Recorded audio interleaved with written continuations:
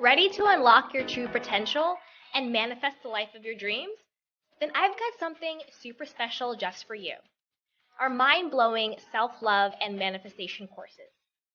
Picture this, a journey of self-discovery where you'll find a deep well of self-love and acceptance. Say goodbye to self-doubt and hello to unshakable confidence. Our courses are designed to help you embrace your worthiness and tap into the incredible power of self-love. But that's not all. We'll also dive deep into the transformative world of manifestation. You'll learn proven tools and techniques and strategies to align your thoughts, beliefs, and actions with your wildest dreams. So get ready to create the success, happiness, love, and abundance that you deserve. So what are you waiting for? Head over to candywashington.com/courses to get started. Again, that's candywashington.com/courses.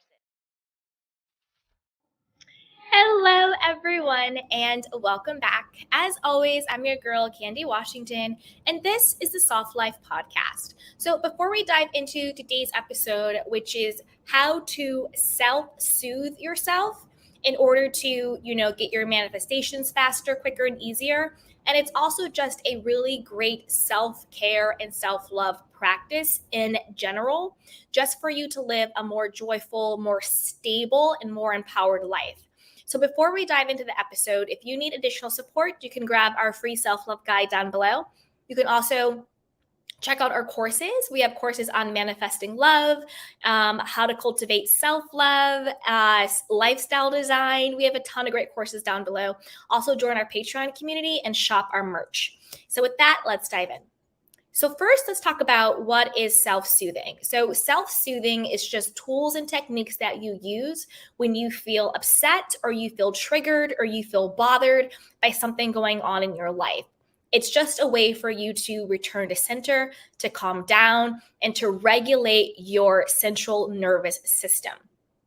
Some things that people do to self-soothe could be drinking, some hot tea, doing breathing techniques, meditating, scripting, going for a walk in nature, talking to a trusted friend, counting to 10 in your head, just whatever it is that you need to do to de-escalate that feeling of anxiety, of anxiousness or depression or being pissed off or frustrated or feeling like you're being disrespected or you feel like being triggered. It's exactly what it sounds like. It's soothing yourself. Think about it when you are a child or a baby. When a baby is crying or upset, we do things to soothe the baby. We give the baby a pacifier, right? We rock the baby. We feed the baby. We sing to the baby. We give the baby a nap, right? We pay attention to the baby. We love the baby. Same thing as adults. When we as adults get triggered or upset or whatever the case is, and it can be big things or small things. If I'm at the grocery store and I feel like the clerk is giving me an attitude and I feel some type of way, I have to, instead of falling into feeling some type of way, I do, self-soothing tools. I'll do my affirmations. Everyone loves me. Everyone always gives me the VIP treatment. Everything's always working out for me. It's okay. I send this person light and love, right? So it doesn't have to be these huge, massive triggers that we think about. It can be throughout your day-to-day life when you feel irritated, you feel angry, you feel pissed off, you feel frustrated, you feel upset. Anytime that pain body gets activated, have tools in place that soothes you, that calms you down. Think about road rage. Somebody cuts somebody off in traffic or they don't have a signal or whatever the case is. These little things, think about how quickly sometimes those escalate because people are just activated in their pain body.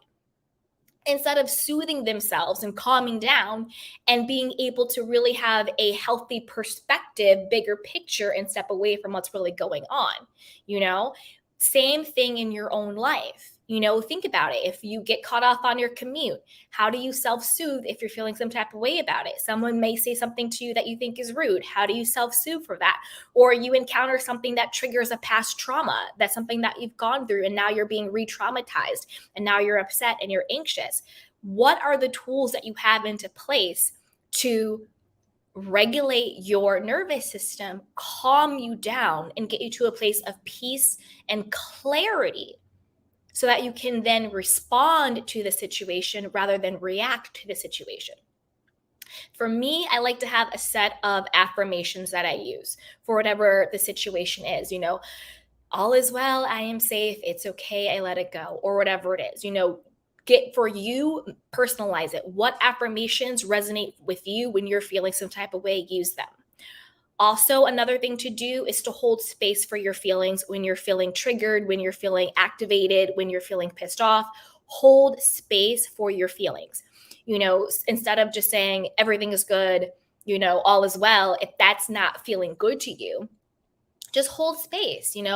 Right now I'm feeling really pissed off. Right now I'm feeling really frustrated. Wow, I'm feeling really disrespected. I'm feeling really angry. I hold space for you. I see you.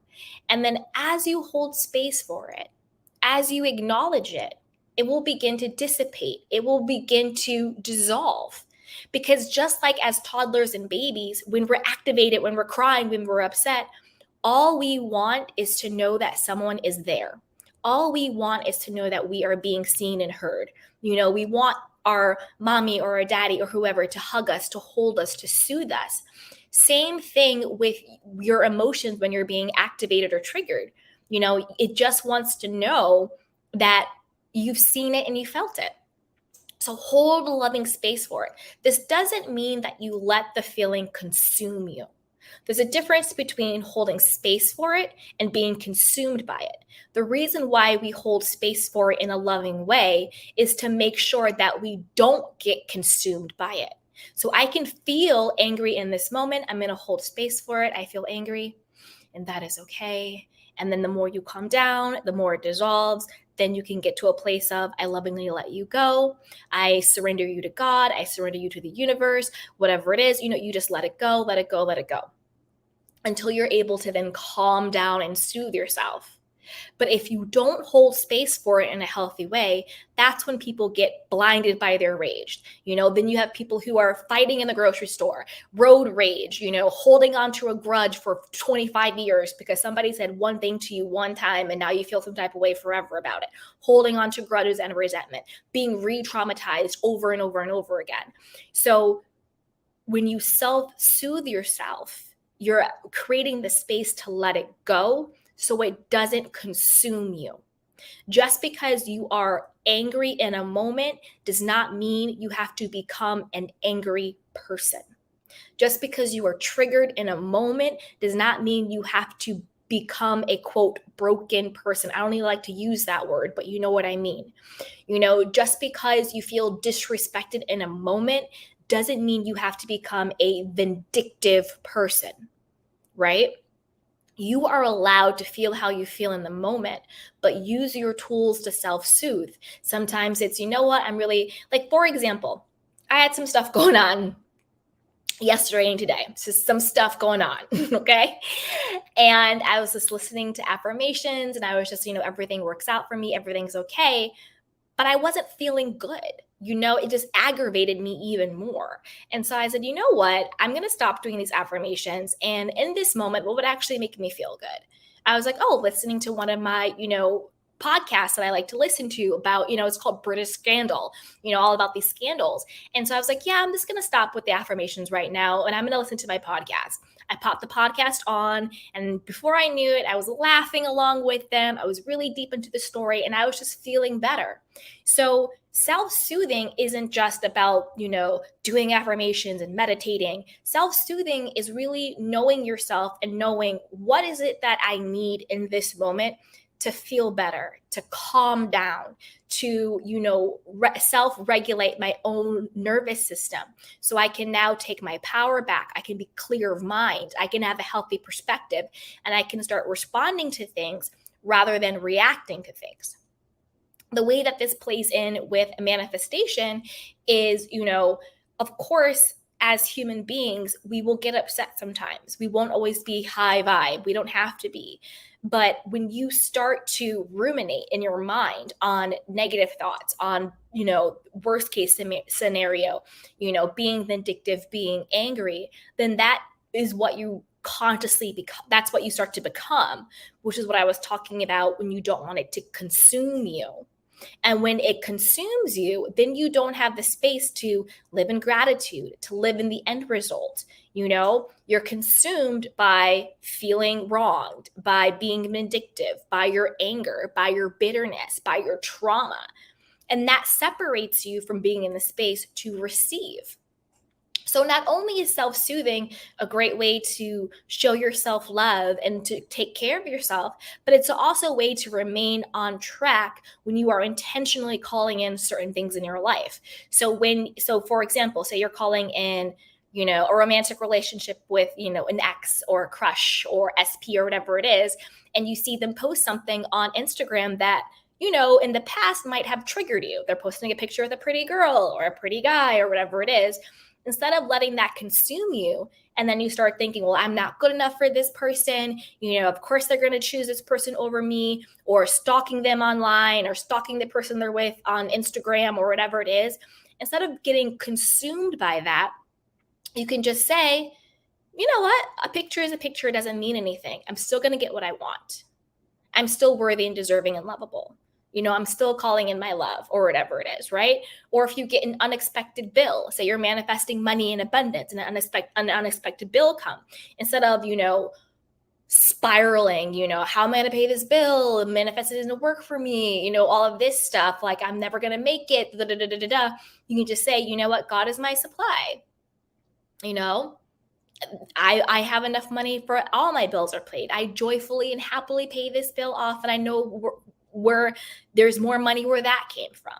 I know that I'm always divinely supported, or whatever it is. Or go for a walk, talk to a friend, do some scripting, exercise, listen to a podcast, watch a funny show. Do whatever it is that you need to do so that whatever is happening in your life, seeing your ex post a picture on Instagram, getting caught off in traffic, getting an unexpected bill, having somebody say something to you that you find disrespectful, whatever it is that's going on in your life, have your self-soothing tools and techniques in place so that you stay in control and you stay in your power and you don't spiral and get consumed by it. When you do that, that's when people become obsessed. They become obsessive. Now you're stalking your ex on Instagram. Now you're stalking the new person on TikTok or whatever it is. Now you are depressed and anxious about your finances and you're just down a deep spiral. Now you're having road rage and you're angry and all of this stuff. Now you feel disrespected, so you want to be vindictive and bitter and get the person back and all of that stuff. You don't want to become consumed. And the way that you don't become consumed is by soothing yourself in the moment, holding space for whatever emotion you have. It could be, I feel really lonely right now. I feel really, not validated right now. I feel really irritated right now, or whatever it is. And I lovingly hold space for you. And then just ask yourself, what is it that I need in this moment to feel better? What is it that I need in this moment to calm down? What is it that I need in this moment just to feel a little bit better? What could I do in this moment to bring me just a little bit more joy? And then whatever comes up, do that to take care of yourself. Like for me, it wasn't affirmations. It was listening to a podcast where I got to laugh and just, sort of go into my flow. So self-soothing techniques is just whatever makes you feel better, calmer, and more relaxed. So I hope that this episode was valuable to you. If it was, be sure to like, subscribe, and share. Also, check out our free self-love guide down below and our courses on manifesting love, abundance, and the Art of Self-Love Masterclass as well. Join our Patreon community and shop our merch down below. So with that, you guys, I love you, and I will definitely talk to you next time. Bye. Ready to unlock your true potential and manifest the life of your dreams? Then I've got something super special just for you. Our mind-blowing self-love and manifestation courses. Picture this: a journey of self-discovery where you'll find a deep well of self-love and acceptance. Say goodbye to self-doubt and hello to unshakable confidence. Our courses are designed to help you embrace your worthiness and tap into the incredible power of self-love. But that's not all. We'll also dive deep into the transformative world of manifestation. You'll learn proven tools and techniques and strategies to align your thoughts, beliefs, and actions with your wildest dreams. So get ready to create the success, happiness, love, and abundance that you deserve. So what are you waiting for? Head over to candywashington.com/courses to get started. Again, that's candywashington.com/courses.